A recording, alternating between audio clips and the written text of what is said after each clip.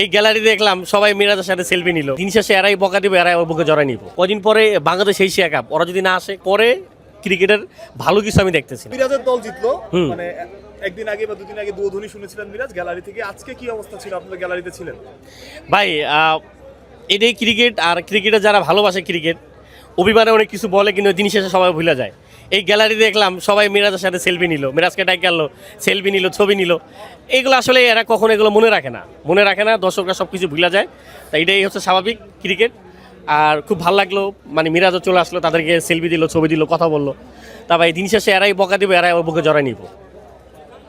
কি মনে মানে খেলাটা কেমন দেখলেন? আসলে ওইখানে অনেকেই ছিলেন।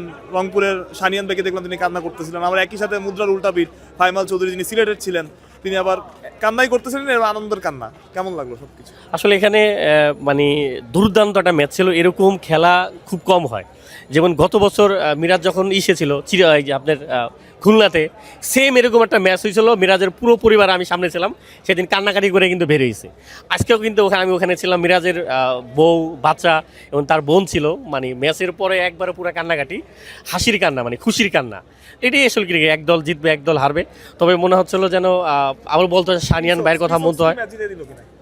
অবশ্যই ভাই, অবশ্যই। কারণ মানে কেউ বিশ্বাসই করে নাই যে আসলে আমি নিজেও না যে ও আসলে 6টা মেরে দেবো লাস্ট বলে। তবে এদিক দিয়ে মেহরাব ভাই, তারপরে সানিয়ান ভাই, এরা যে ক্রিকেটের প্রতি কতটা মানে ভালোবাসে সেটাই দেখলাম। যে মানে হারার পরে কীভাবে তাদের আসলে কান্নাকাটি, আর যেটা আসলে খারাপ লাগলো। আর তবে এই দিক দিয়ে চিন্তা করলে মনে হচ্ছিলো যে ম্যাচটা আগেই শেষ হয়ে গেলে ভালো হতো মনে হয়। এত কিছু তাহলে আর হতো না। প্লিজ মানে যেটা বলছিলেন বিশ্বকাপ নিয়ে কথা বলি, বিশ্বকাপের সম্ভাবনা কমে আসতেছে, এখন কেমন ফিল হইতেছে? ভাই ফিল খুবই খারাপ। কারণ এই যে একটা কথা বললাম না যে দর্শক মিরাজরে বহুত কিছু বলছে, বললা আবার মিরাজরে রাখছে, সেলফি নিছে, ছবি নিছে। এই দর্শক আজকে বিপক্ষে গেছে না, যখন খেলা না হইব না, মানে ওয়ার্ল্ড কাপ না যাইব, খেলবো না বাংলাদেশ, খেলতে পারবো না, তখন দেখবেন এই দর্শকরা আবার উল্টে আইসা তখন বলবো যে যাওয়া দরকার ছিল।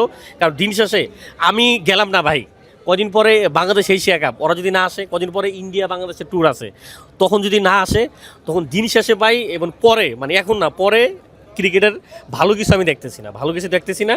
আর এখানে আমি মনে করি আমাদের যে সরকার আছে, সরকার বিসিবি সর্বোচ্চ চেষ্টা করবো হয়তো আমাদের বুলবুল ভাই, কারণ তিনি একজন ক্রিকেটার, তিনি কখনোই চাইবো না ক্রিকেটের ক্ষতি করতে, চাইবো যে আসলে কীভাবে খেলাটাকে নেওয়া যায়।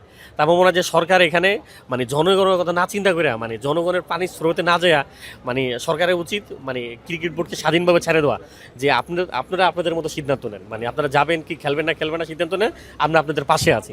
এটা মনে হয় করলে সবচেয়ে ভালো হয়। কারণ মানে এখন হয়তো বা বললো যে যায়েন না, কিন্তু দিন শেষে বাংলাদেশের ক্রিকেটের জন্য মানে আমি ভালো কিছু দেখতেছি না।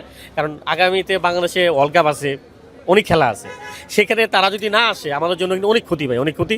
মানুষ আমার গালাগালি করতেছে, দালাল বলতে, যা কিছু তাই বলছে, কিন্তু আমি দিন শেষে আমি ক্রিকেটটা পছন্দ করি, ক্রিকেটটাকে ভালোবাসি। যেই কারণে ভাই এত গালাগালি খাইও আমি এই মানে ক্রিকেটের পক্ষে কথা বলতেছি, কিন্তু জনগণ বুঝতেছে না। তাদের একটাই কথা ভাই, মানে যাবো না। কিন্তু ভাই আপনারা পরবর্তী সময়ের কথা চিন্তা করেন। আর আমাদের ক্রিকেট ছাড়া আছে কি ভাই? আমাদের এখানে হাসি কান্না যাই বলেন সব কিছু আমাদের ক্রিকেট ভাই, এটা ছাড়া কিছুই নাই। পরে আপনারা আফসোস করবেন সবাই যে যাওয়াটাই মনে হয় বেটার ছিল। এরও মতো করতে পারে যে যদি তাদের সাথে যেরকম কথা বলে যে আমরা শ্রীলঙ্কায় অর্ধেক খেলবো, অর্ধেক ইন্ডিয়াতে খেলবো, তো দুই পক্ষেরই আসলে জয় হলো, এরকম করলেও তো আমাদের জন্য মনে হয় ভালো হয়। এখন দেখা যাক কি হয়। তবে ভালো ছিলেন ভাই যে মানুষ আপনাকে গালাগালি করে, কেউ দালাল বলে, মানে এগুলো আসলে আপনি দেখেন কেমন লাগে তখন? হাসি ভাই, কান্নাও লাগে। কারণ দিন শেষে ভাই আমি ক্রিকেটটাকে ভালোবাসি। আমার মানে ওই হয়তোবা খিদা মনের একটা খোরাক, কিন্তু দিন শেষে এটাই আমার সব কিছু ভাই।